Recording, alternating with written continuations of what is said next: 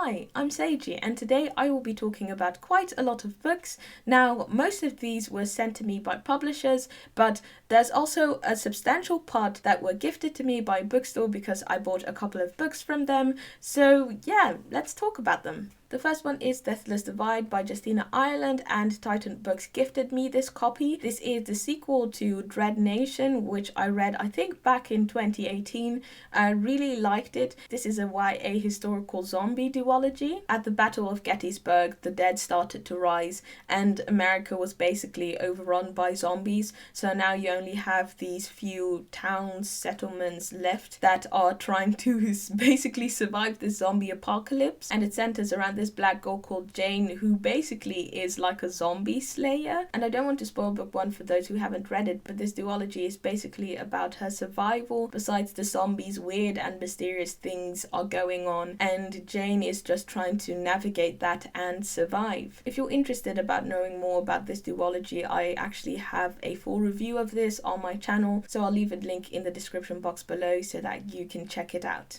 Then I also have Fight Like a Girl by Sheena Kamal, and this was gifted to me by Hotkey Books. I believe that Kamal is the writer of thrillers, but this is her YA debut novel. This book centers around a girl called Trisha, who is from Trinidadian descent, and she lives in an abusive household. Her father constantly beats her mother, and so she channels her anger to Muay Thai kickboxing. However, one night her father is drunk and wanders out at night. Trisha, who's out driving with her mother on a learner's permit, accidentally hits him and kills him in the process. Her mother, however, seems strangely at peace, and Trisha actually doesn't know exactly what happened that night. Then Trisha's mother finds a new man, and old patterns seem to spring up again. Then I got The Anthil by Juliana Pacheco, and this was gifted to me by a bookstore. The book centers around a woman called Lena who after 20 years returns to Colombia after being sent to England after her mother's death when she was 8 years old. She's looking to find someone who can tell her what happened in the time that passed.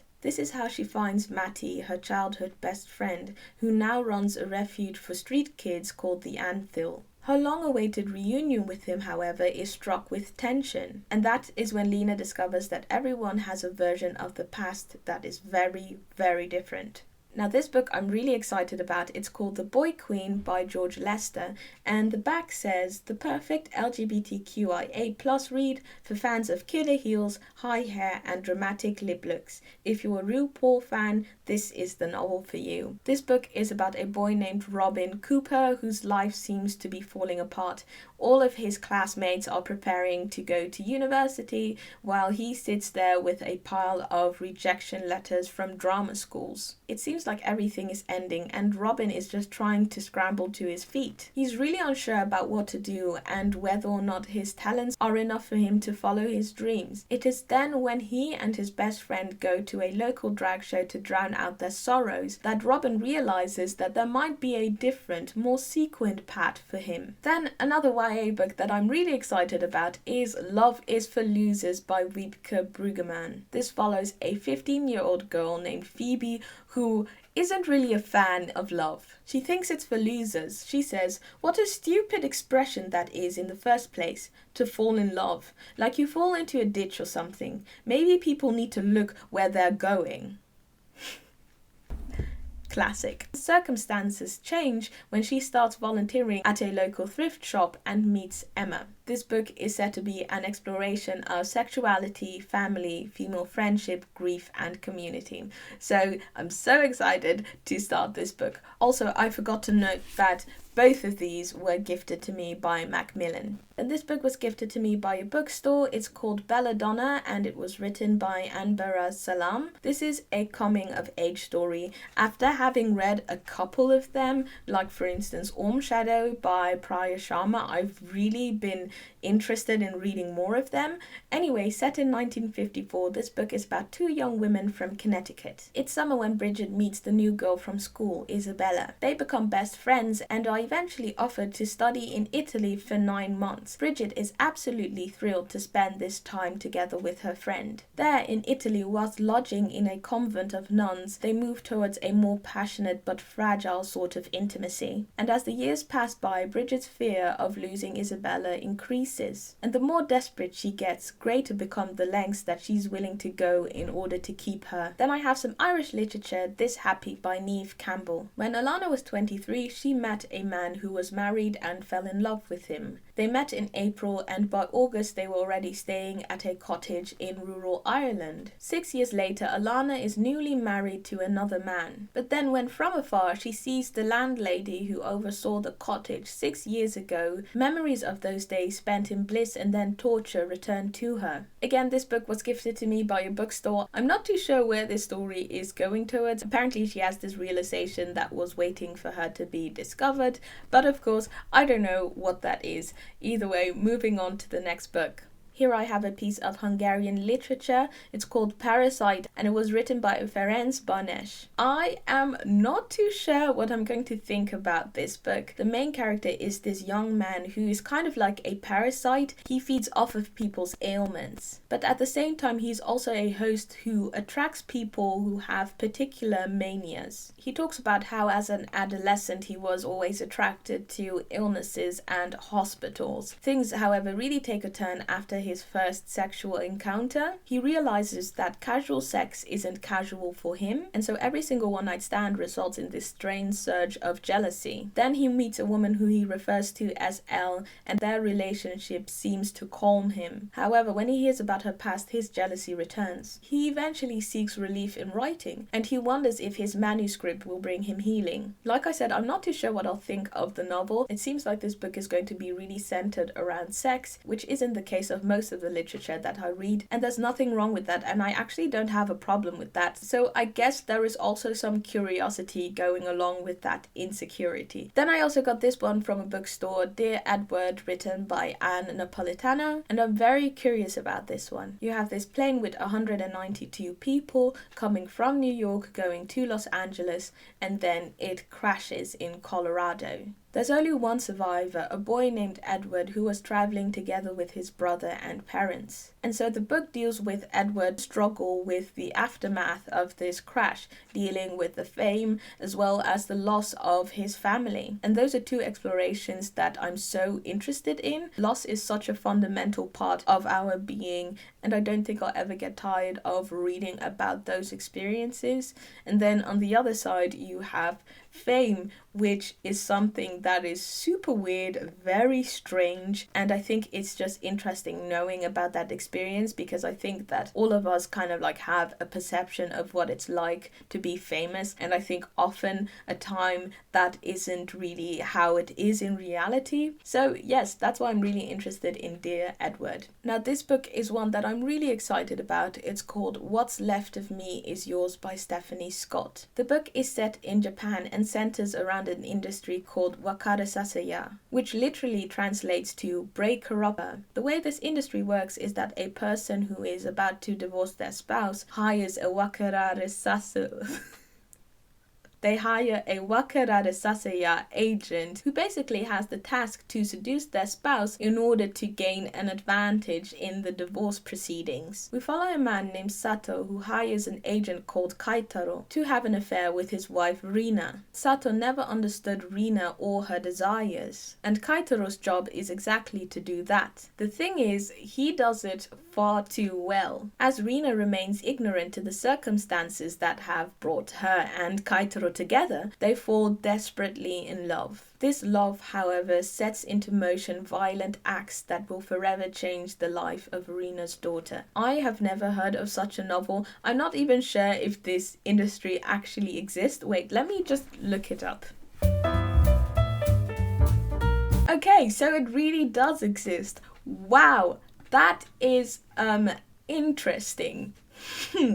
Yeah. Anyway, like I said, I've never heard of a novel like this, so I'm really interested in seeing all these dynamics. So yes, moving on to the next book. We have The Year of the Witching by Alexis Henderson. I included this in my 5 most anticipated releases of 2020. It's a YA dark fantasy about witches and a place called Bethel. There are strict rules in the land of Bethel, especially for women, and we follow a girl named Emanuela. Her mother's union with an outsider disgraced her entire family. However, because of a mishap, she ends up in the Forbidden Woods of Bethel. The Dark Wood was the place where the first prophet chased and killed 4 very powerful witches. Their spirits still lingered there, and they bestow a gift upon Emanuela, the journal of her dead mother, who apparently sought refuge in the woods. This diary provides her with secrets from the church and its history, and that's when Emanuela realizes that if Bethel is to change,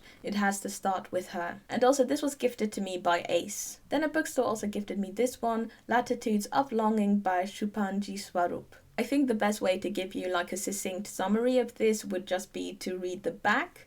In the feverish tropics of the Andaman Islands, a young botanist is entranced by his wife's fierce nature and unusual gifts, speaking to the trees and the ghosts of former colonists. These islands rest on a fault line, cracked so deep into the earth that spirits cross the boundary freely. When the family is riven by heartbreak, their maid takes the chance to resolve her own past mistakes. Having abandoned her son many years before, she now traces him to Myanmar, only to find him in prison, the enemy of a brutal regime. The fault line she follows shadows his footsteps into the Karakoram Mountains, where a scientist looks deep into the abyss between India and Pakistan. It rises all the way to the snow deserts beyond the reach of nation or war, where an elder of the village waits for the return of his true love, bringing all their journeys full circle.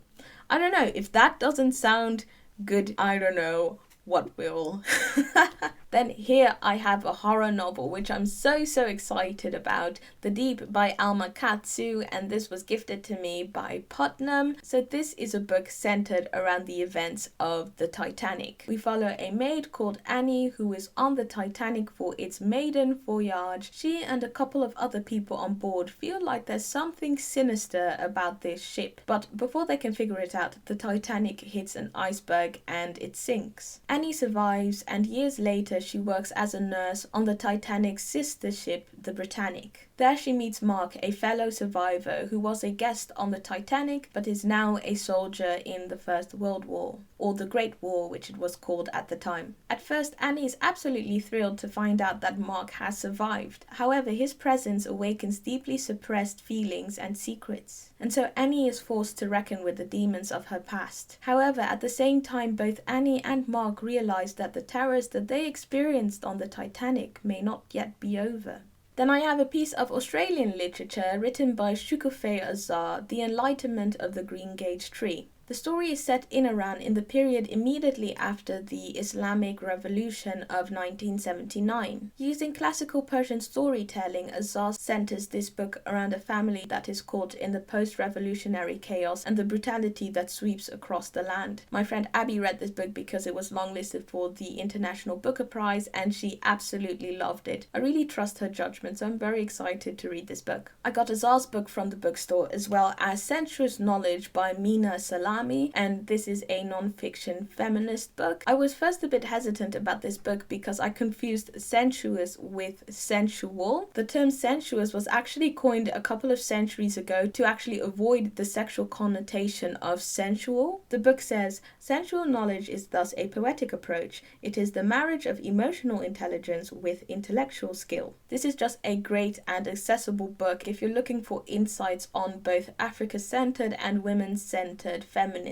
It draws a lot from ancient African tradition, and I'm so stoked to discuss this book here on my channel in the future. Then here I have Rules for Being a Girl by Candice Bushnell and Kati Katukno. This book is basically centered around the hashtag #MeToo discussion. You have this girl called Marin who is a star student and also the editor of the school's paper. Her English teacher, Mr. Beckett, is always quick to admire her writing and loves talking to her about literature. However, when he takes it a step too far by coming on to Marin, she goes to the school's administration. However, no one believes her, and so she is forced to face Mr. Beckett every single day at school, and he's not too happy with her. Marin doesn't back down, however. She uses the school paper to fight back and starts up a feminist book club. and in this way she manages to find friends and allies. Marion must find how to take back her power and write her own rules. Then we have another YA book, Dangerous Remedy by Kat Dunn. It is set in France and follows a girl named Camille who is a revolutionary's daughter. She leads a band of outcasts who call themselves the Bataillon de Mort.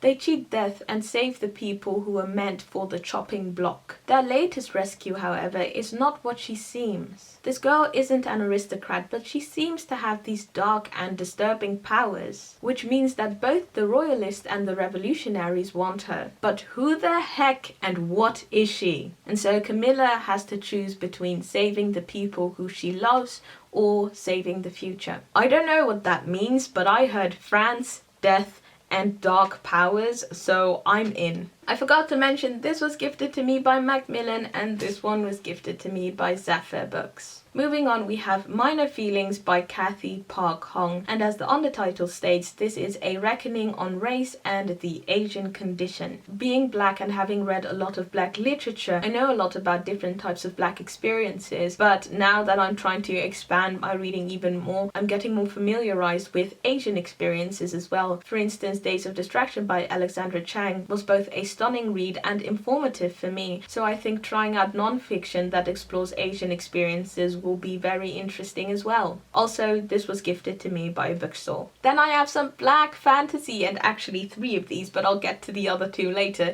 Anyway, this one was gifted to me by Osborne Books, and it is The Gilded Ones by Namina Fauna. Also, look how beautiful the back is.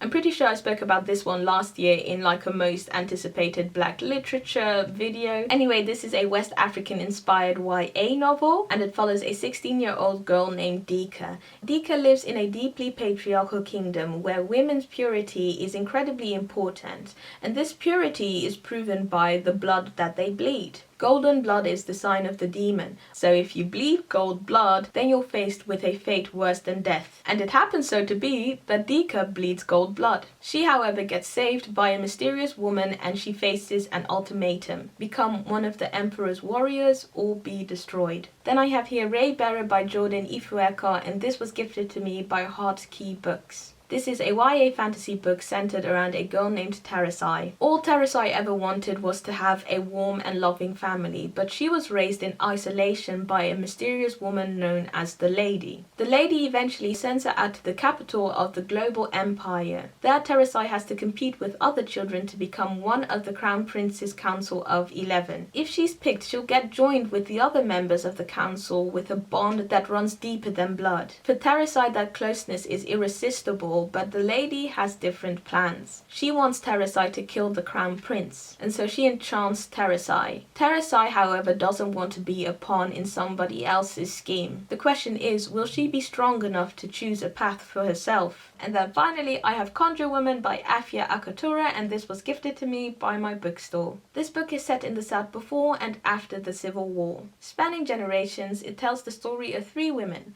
Maybelle, her daughter Rue, and her daughter Verena. I'll just read the back for you. After Miss Maybelle died, they said the river swelled up fit to weep for her. Living water, it swallowed up the old, proud stalks of cotton. And Miss Rue, the only one left to sustain her mama's curse, found herself afeard of what the river water might dredge up. Secret things better left hidden that haunted her. A curse that might rise to the surface.